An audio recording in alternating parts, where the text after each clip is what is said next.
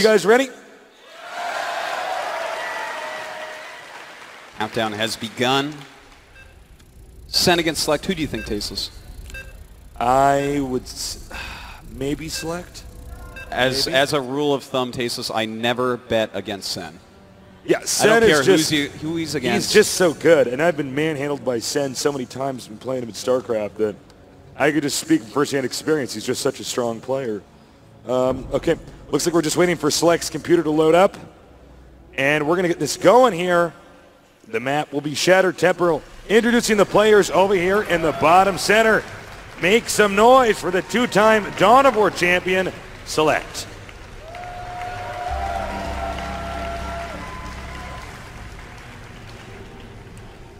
Happy birthday. Is it his birthday?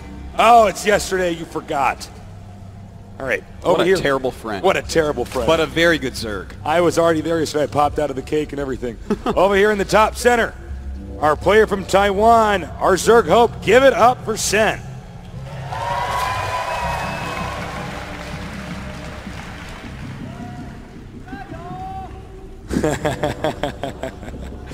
I still have birthday buff power. That's right. Well, we have Shattered Temple as the first map here.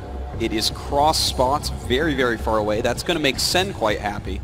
Select a little bit less. You know, he's going to want to be closer positions and be able to do a quicker timing push. But as is in these spots, more often than not, we are going to see a longer macro game. Yeah, now remember, this is a modified version, essentially, of the map Lost Temple. Lost Temple's a classic Blizzard map. It was in StarCraft 1, it was in Warcraft 3, and we had it in StarCraft 2. Now, this is Shattered Temple. What they did is they basically turned what was the cliff in this area, which actually made Terran a little bit too strong because you could drop tanks or Thors up there and hit the hatchery. It was very frustrating. They've turned it into a pathway, and this once was an island on Lost Temple. Now, as you can see, it's just a stone throw away from your initial expansion. That's right, and you know, that makes it kind of an interesting map. Getting 4 bases on this map is not really that hard for any race, and that can work for and against each race in a lot of ways. Of course, Zerg getting 4 bases up, that's scary. They can do that really quickly. But at the same time, Terran can defend 4 bases relatively easily, and that's oftentimes what we see happen. The Zerg will get his bases up quick, he'll look really strong, he'll look like he's in a lead, but Terran sits there and defends his 4 bases. It's very hard to attack into him, and then the Zerg has to start expanding elsewhere, and it gets a little bit messy. Yeah, absolutely. Note the Overlord placement here. He needs to check for these rocks, see if they're going to be destroyed. Maybe even peek in here, check out the command center. What the would-be command center in this location. Spawning pool finishes. And yeah, this should be a pretty long, dramatic turn versus Zerg. One thing about Select I really have noticed over the ages is that his builds are so well timed out. Even, you know, to the 15-minute marker. Oh my God. Select loves playing like this, everybody. Putting down those double bunkers to block the bottom of that ramp, but Zerglings are coming down. There's plenty of drones, and it doesn't look like this is actually going to end up doing that much. Well, this bunker is getting close to finishing. Oh, you can see he almost tried to make one right over there, but it was denied. The Zerglings now chasing down the Marine here of Select. You know, this is actually kind of funny. He is so known for doing this, Tasteless, and Sen was ready. He had enough drones down there. Oftentimes, Zerg will not have that many drones down there right then, and then they don't get the surface area on those bunkers and can't deal enough damage to really stop it. But Select is so well known for that. I'm actually almost surprised that he did it again. He's been doing it since the beta. He's done it in the tournament already. He loves it. Well, I think, you know, if you get a good placement off, and there's a little bit of luck involved on when the units are coming down the ramp, they're in such a bad position here. Oh my God, the reactor, getting very low. Yeah. It needs to be repaired. This is actually really, really bad for Select. If Sen can kill off that reactor, it's absolutely huge. He's trying to go for reactor Hellions. It's getting and lower, he's having a hard time of it. It's in the 30s, 20s now. Oh my God, it's going down, Tasteless. It's going down, and they get it.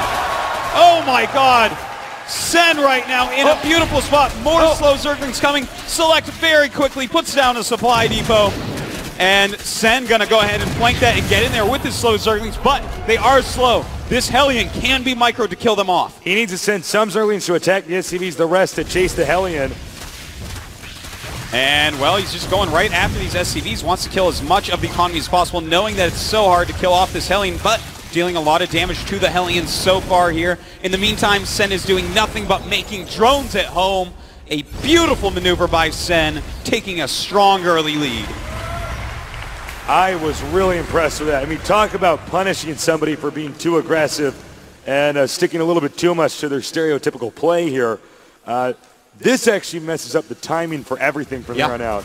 Everything's different. He's supposed to have like 4 or 6 Hellions right now, instead he has 2. And he's supposed to have a decent number of SCVs. He's down to 19 SCVs against 33 drones.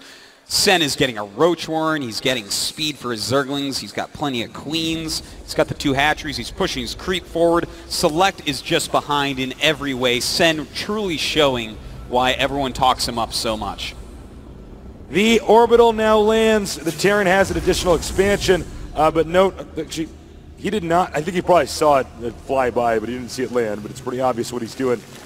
So now the Overlord's going to go in here. He may sack the Overlord to fly in here and get a really good idea of what's going on, what exactly is the tech tree. The Hellions here are being used to shoot down creep tumors as they pop out.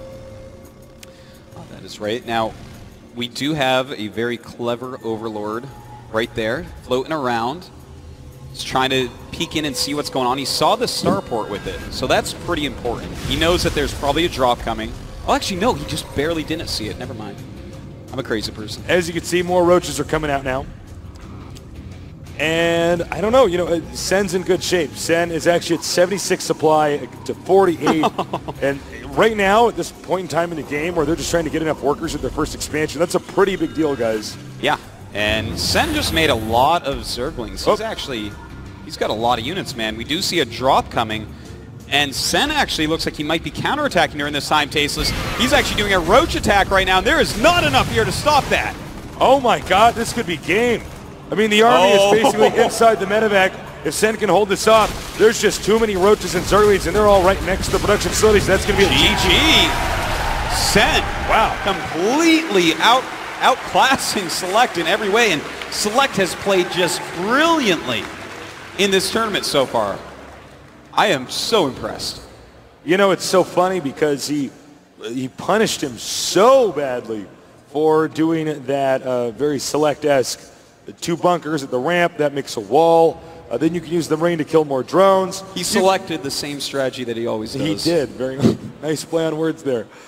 So basically, it was not it was not probably the best move, but I didn't expect Sen to be able to counter, kill the reactor, and then once again counter in there. It looks like he knew Select style so well. He even knew that the drop timing was coming.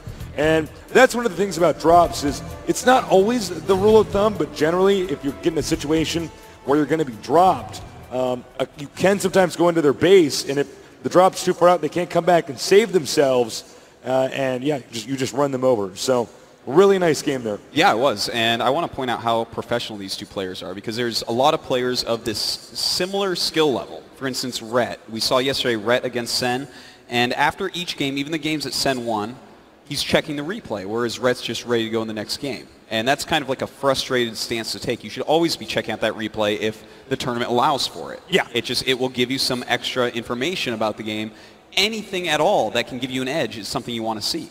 And we actually have both these players, because they are so professional. They both jumped right into that replay, put it on like 4x, checked it out, just saw the overarching strategy like, oh, okay, here's a mistake of mine, here's a mistake of his. I can improve from this.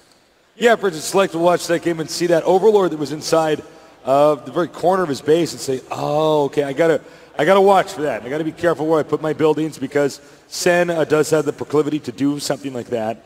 And of course, there's a lot of other factors that you got to keep in mind as well. So, Sen probably watching that game and seeing exactly what the timing is on everything else like that. I don't know. It's a very helpful thing. So we're waiting to see if we are ready. Are we ready? We are.